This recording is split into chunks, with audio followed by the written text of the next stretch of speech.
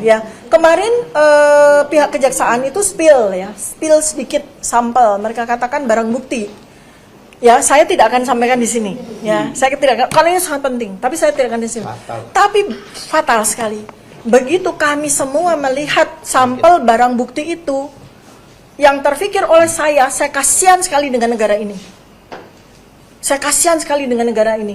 Apabila barang bukti itu nanti disampaikan di sidang, lalu kami bersama para advokat, bersama dengan ahli-ahli akan melakukan examination, pengujian kepada barang bukti itu. Saya bilang kasihan negara ini, karena nanti BBC, Al Jazeera, kemudian CNBC, ya, bukan hanya teman-teman media lokal, tapi juga media internasional akan melihat betapa buruknya tata laksana governance di negara ini, sehingga dokumen-dokumen seperti itu bisa meluluskan seseorang menjadi presiden. Ya, yang pertama adalah saya perlu mengklarifikasi soal perawatan saya dan Pak Roy Suryo ya di Rumah Sakit Kramat Jati. Karena ini banyak juga isu-isu yang tidak bertanggung jawab yang beredar ya. Jadi terlepas dari apapun keputusan dari Polda Metro Jaya untuk membawa kami ya sekitar pukul 15.30 di hari Jumat 19 Juni 2026, setelah kami kemudian sudah dipindahkan ke tahti ya, tahanan titipan. Jadi posisinya sudah masuk jadi tahanan. Saya sudah masuk sel, sudah pakai baju orange ya.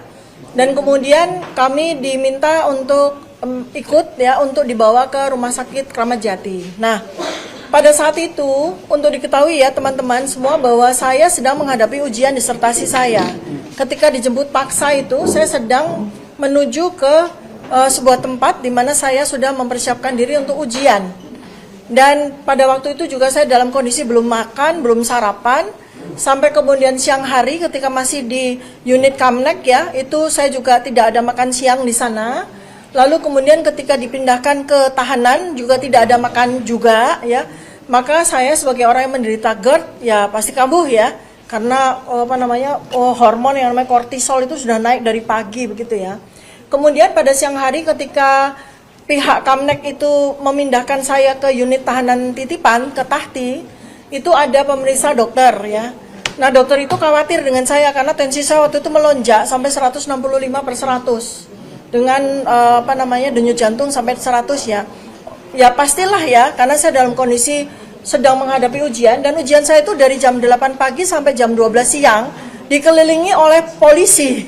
Jadi saya ujian menghadapi 13 penguji, di sekeliling saya itu polisi, bisa dibayangkan kan. Alhamdulillah sidang ujian bisa saya langsungkan dengan baik. Dan dari jam 8 sampai jam setengah 12, bayangkan dalam kondisi tidak makan. Lalu siang pun juga tidak ada makan, lalu kemudian saya dipindahkan. Tidak heran bila tensi saya itu naik secara mendadak. Dan tambah lagi GERD saya sudah mulai muncul ya pada waktu itu. Sehingga ketika saya sudah masuk sel, saya dipanggil untuk ke Rumah Sakit Kramat Jati. Saya pikir karena persoalan tensi saya gitu. Nah, ya inilah yang namanya wa makaru wa makarullah ya. Jadi pihak kepolisian pasti juga tidak menyangka bahwa ketika saya diperiksa di UGD, diperiksa lengkap ya, lengkap semua, lab, ronsen semua lengkap. Ternyata pihak rumah sakit menyatakan bahwa saya tidak sehat dan saya harus dirawat. Jadi ini perlu diketahui ya, bahwa ini adalah kebijakan dari Rumah Sakit Polri Kramat Jati. Inisiatif mereka yang melihat bahwa saya memang dalam keadaan sakit. Mungkin secara penampilan kelihatan sehat dan sebagainya, ternyata setelah diperiksa saya tidak bisa untuk keluar dari rumah sakit tanpa perawatan. Ya, jadi itu yang terjadi. Saya rasa di luar dari perkiraan atau skenario dari Polda ya gitu. Karena mereka pikir saya diperiksa lalu kemudian pulang lagi ke tahanan. Nanti cerita selanjutnya akan saya sampaikan pada setelah sesi berikutnya ya. Ya, baik teman-teman, karena waktu juga saya mengucapkan terima kasih atas kehadiran teman-teman media semuanya. Mudah-mudahan apa yang Anda siarkan ini menjadi informasi yang baik, akurat, valid. Nah, mungkin ada 1-2 yang mau bertanya, saya persilakan. Kawan-kawan ada bertanya, dipersilakan. Dok, Ya. terkait tadi Pak Al-Katiri bilang ada dokumen banyak yang sebesar manusia itu. Ya. Nah, Lebih dari itu manusia. saya kan sempat mengikuti sidang Bambang Tri dan Gus Nur. Nah, apabila sidang ini tidak mengacu kepada ijazah tapi mengacu UIT, gimana tanggapannya? Sebenarnya Kita tunggu dakwaan dulu ya. Kita tunggu surat dakwaan. iya, ini kan andai kata. Iya, Andai kata. Ya sekarang semua kita hadapi ya, karena di ITE itu pun juga tidak terbukti sebenarnya. Kan dari awal saya katakan bahwa unsur delik setiap pasal yang dikenakan Nggak tidak ada. kena. Sekarang contohnya 32 itu, yang namanya dokumen informasi elektronik atau dokumen elektronik milik orang lain. Kita tidak ngomong ijazah ya. Lah, dokumen elektronik, informasi elektronik milik siapa itu? Milik Milik siapa? Yang mengupload itu siapa? Itu pemiliknya. Yang mengupload adalah Dian Sandi, bukan Jokowi. Jadi dokumen elektronik ini itu milik Dian Sandi, karena itu bukan analog. Jadi seharusnya yang melaporkan adalah Dian Sandi, bukan Jokowi. dengan catatan itu miliknya, ya kan? Miliknya. Jadi yang dimasalahkan bukan dokumen ya, dokumen Elektronik. milik orang lain.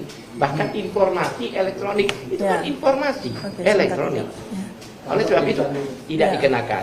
Yang Ya. pasal satu lagi, yang pasal 35 itu Singkat lebih aja, jelas Pak. lagi. Yang Singkat aja. ya.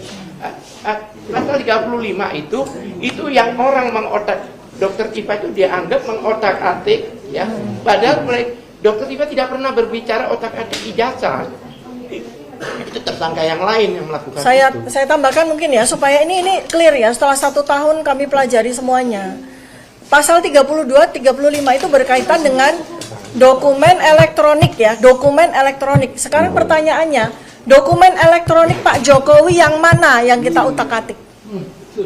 Apakah Pak Jokowi punya ijazah dalam bentuk ijazah digital? Kalau lulusan UGM benar tahun 1985, ijazahnya itu bentuknya kertas, bukan bentuknya digital. Jadi kalau pasal 32, 35 itu diterapkan itu sama sekali tidak relevan.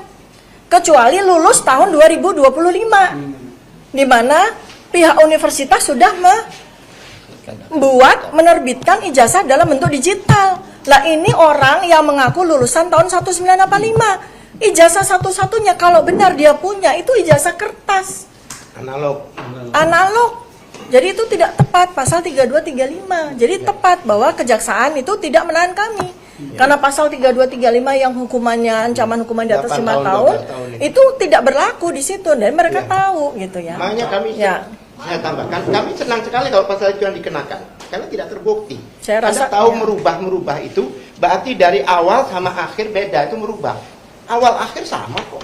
Iya. Ya kan dianalisa. Kan itu kan merubah gitu dan sebagainya. Ya. Yang 35 lebih parah lagi. Barang siapa, ya kan, yang mengutik-utik ijazah palsu Sampai dijadikan asli. Berarti kan pengakuan ini bahwa ijazahnya asli dijadikan Ijazah palsu jadi asli. Dijadikan asli sama orang-orang ini. Seharusnya berterima kasih dong. Berarti saya membantu dong ijazah palsu jadi asli pasal 3. Masa orang dari Baik. palsu dijadikan asli? Kok Baik. disalahkan? Baik, ada pertanyaan lagi? Ada lagi? Oke. Ya. Satu Ya. lagi. Singkat Pak tadi. Tadi Ya, silakan. Sebelumnya kuasa hukum Pak Jokowi kan menyatakan kalau ada intervensi terkait dengan penangguhan penahanan yang didapat Saya jawab. Dr. Tipa Saya. sama Iya. Pak Saya. Suryo. Iya, sebentar. Itu tanggapan dari Dr. Tipa gimana? Iya. Kemudian yang kedua, Iya. persiapan Dr. Tipa untuk menghadapi persidangan nanti seperti apa? Apakah siapa saja saksi yang akan dihadirkan saksi? Oh, iya. Baik. Baik, pertama adalah soal intervensi itu tuduhan yang menurut saya sangat tidak bertanggung jawab ya.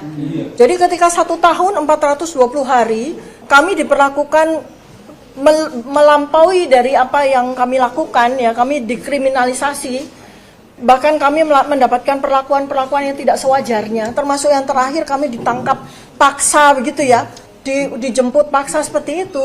Mereka tidak mengatakan ada intervensi dari siapapun.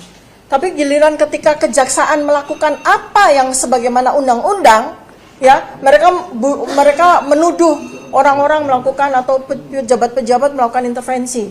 Itu menurut saya itu orang yang tidak bertanggung jawab. Saya sepakat dengan Pak Hotman Paris ya, bahwa ada orang-orang yang baik yang mengaku advokat maupun yang mengaku relawan dan sebagainya, itu mereka itu sangat merugikan Pak Jokowi.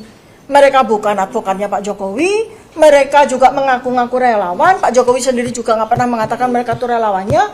Mereka advokat dari mana tidak jelas, kualitasnya juga jauh ya dari ya. Tapi mereka diberikan kesempatan, mereka bicara seperti itu, diberi panggung seperti itu sama sekali merugikan. Bukan hanya Pak Jokowi, tapi juga bangsa dan negara ini. Jadi saya mohon sekarang ini juga saya sampaikan, yang saya hormati Pak Jokowi, hentikanlah orang-orang itu. Karena mereka memberikan pendidikan yang tidak baik untuk negara ini. Apalagi ketika mereka sekarang ini mengancam melakukan pembakaran terhadap kantor kejaksaan. Bukankah itu sudah layak untuk ditangkap? Mengapa mereka dibiarkan begitu saja melakukan intimidasi dan melakukan teror?